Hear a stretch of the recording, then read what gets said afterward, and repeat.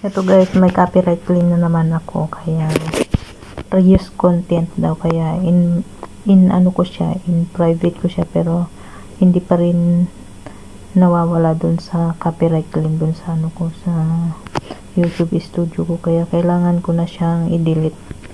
So kailangan ko i-delete itong 11k views ko.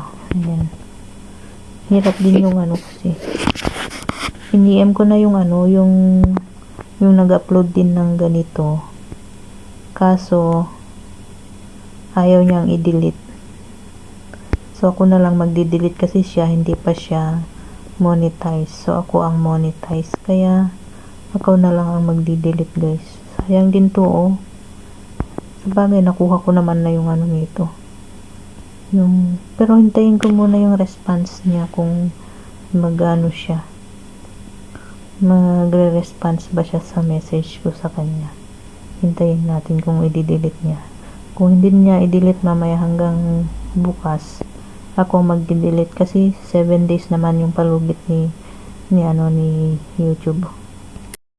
So guys, ito hindi siya nagre-response sa message ko, kaya ako na lang po ang mag-delete, kasi ako din yung affected pag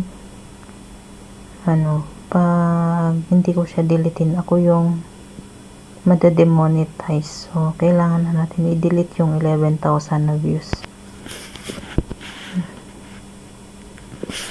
Goodbye views.